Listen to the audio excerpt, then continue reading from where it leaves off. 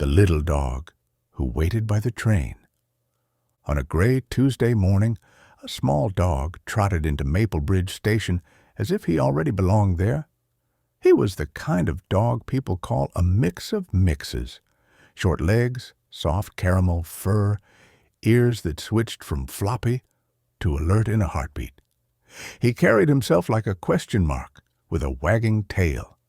He sniffed the ticket gates, sneezed at the smell of coffee, and sat neatly beside platform 2.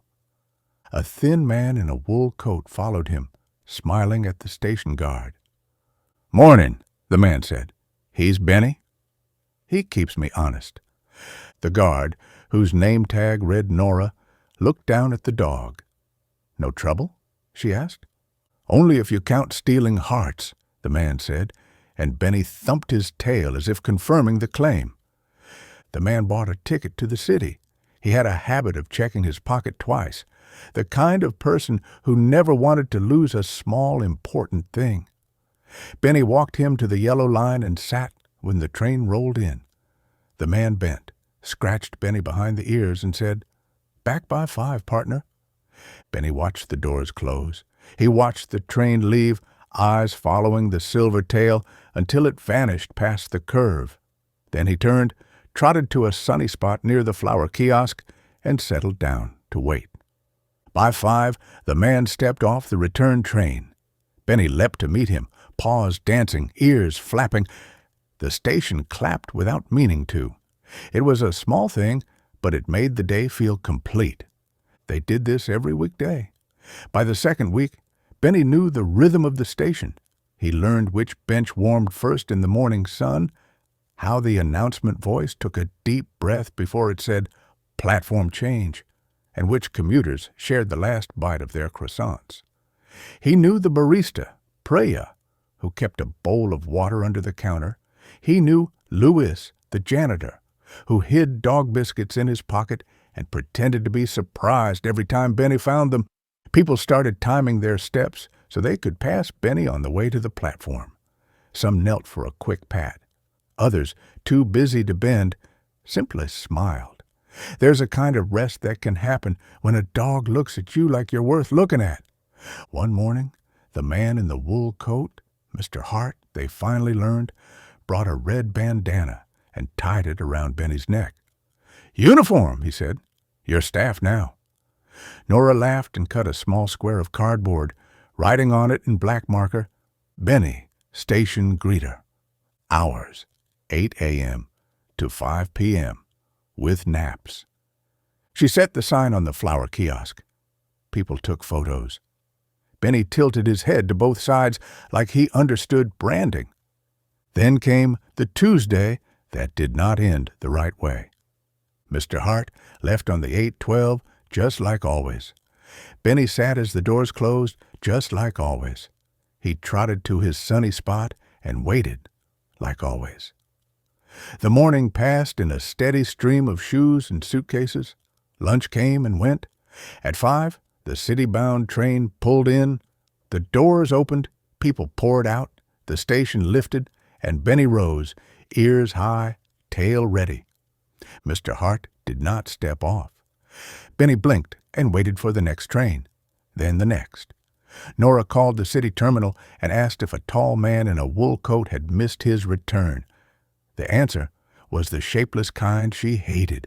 No record, no red flag, no news.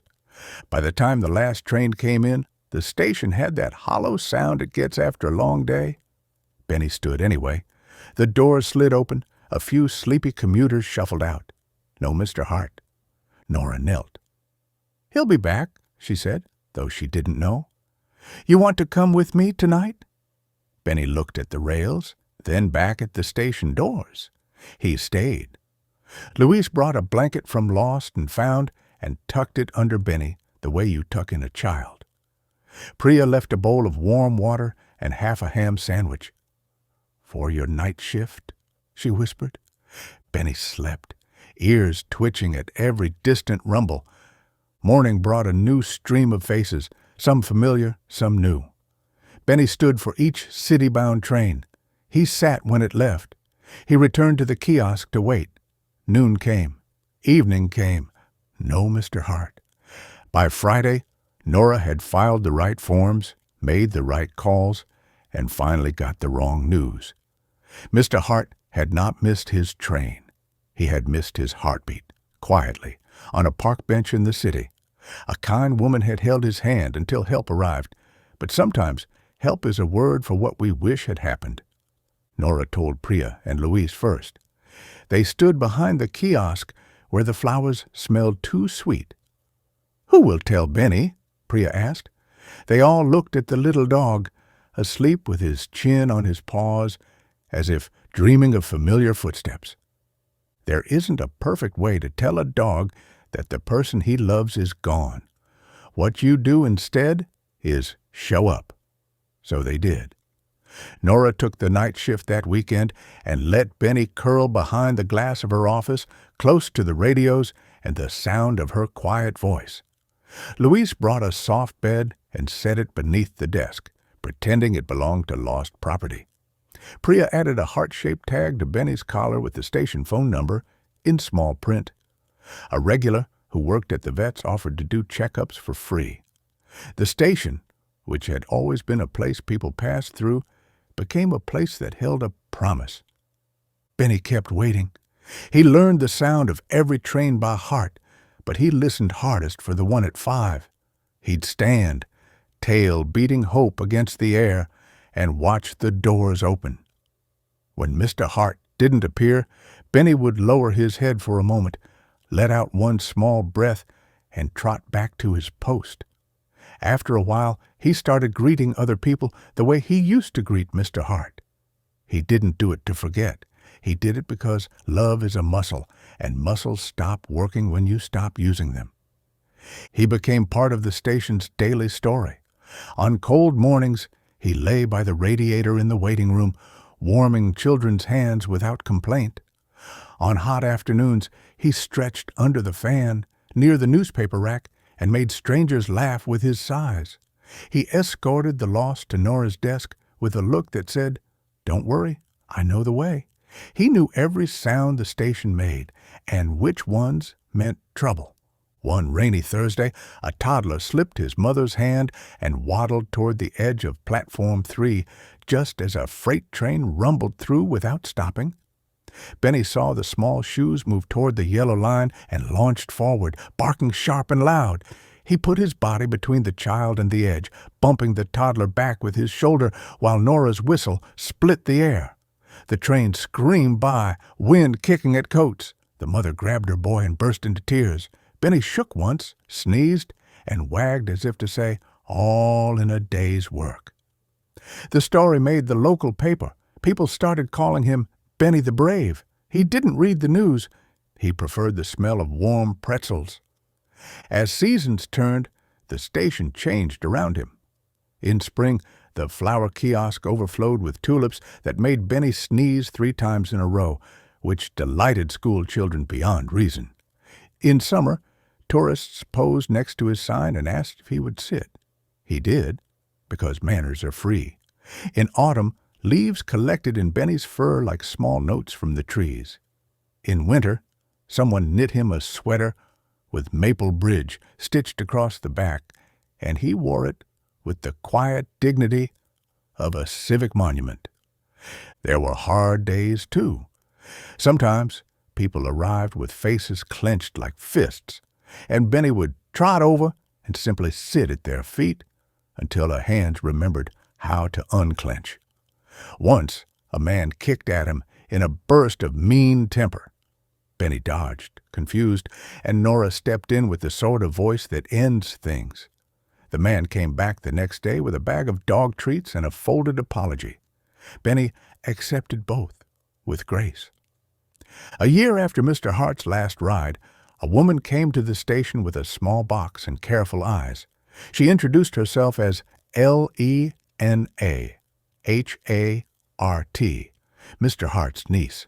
She had been living abroad and had taken time to unwind the knots grief ties into families. Now she stood beside the flower kiosk, hands tucked into her sleeves. "I've heard about Benny," she said.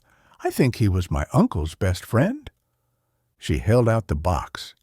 Inside lay Mr. Hart's red bandana, washed and ironed, and a collar tag shaped like a heart, scratched with the letters B-E-N-N-Y. "He'd want you to have these," she said to Nora, and then she knelt so she could meet Benny's eyes. "Thank you for waiting with him, even after." Benny sniffed the bandana a long time. He wagged slowly, the way dogs do when the past and present meet and agree to share the same space. Nora tied the bandana back around his neck. It looked right, like a sentence finally finding its period. Benny kept waiting, but he also started walking home at night. Not alone, never alone.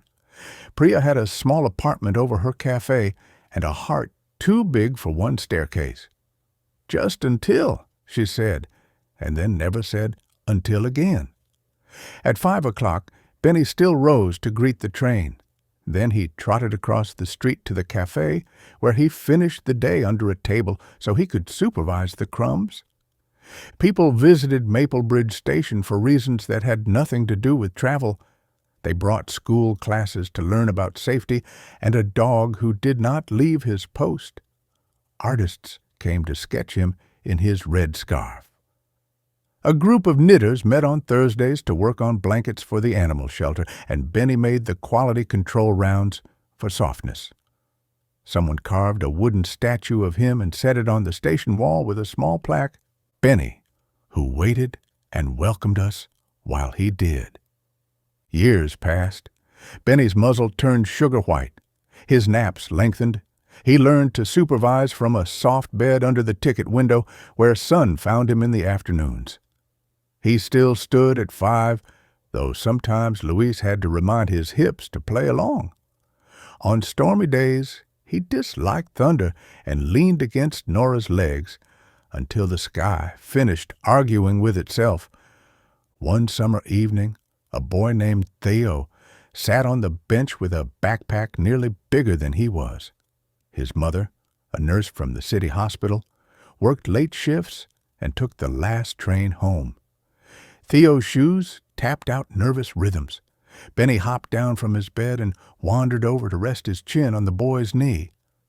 "Hey," Theo whispered, scratching soft ears, "I don't like waiting." Benny's tail thumped. He knew waiting. He was good at it. He taught by example. You sit, you breathe, you watch the doors. And when the one you love arrives, you get up and meet them halfway. Theo learned. He and his mother started timing their evenings so they could stop at the cafe and say hello to Benny before the last train. On weekends, they brought him small gifts: a new tennis ball, a blanket with bones printed on it, a portrait Theo had drawn with huge ears and a serious tail. When the day finally came that Benny did not stand for the 5 o'clock, everyone in the station felt the absence like a train that didn't arrive. He lay on his bed, breathing slow and easy, eyes half closed. Nora sat beside him, one hand on his back, counting the minutes because she wanted to remember them. Priya closed early and brought a plate with ham and the kind of cheese Benny secretly loved. Luis turned the staff-only sign around and ignored it. They told him he was a good dog. They told him he had done his job. They told him Mr. Hart would be proud. Benny watched the station doors, listened to a sound only he could hear, and let go as gently as a sigh. The next morning, commuters found flowers on the bench by Platform 2 and a red bandana draped over the wooden statue. People cried openly the way you cry when a story you loved reaches its last page.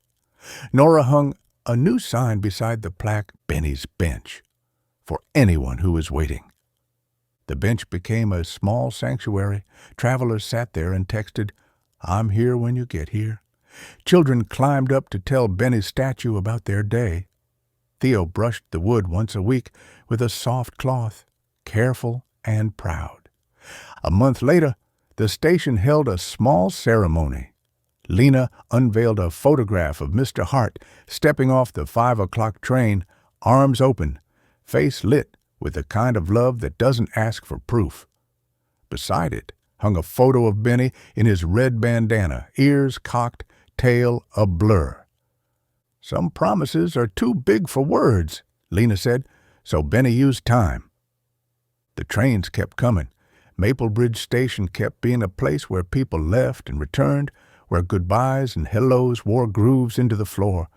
And every day at 5, someone, sometimes Nora, sometimes Priya, often Theo, rose from Benny's bench, stood by the yellow line, and looked down the track.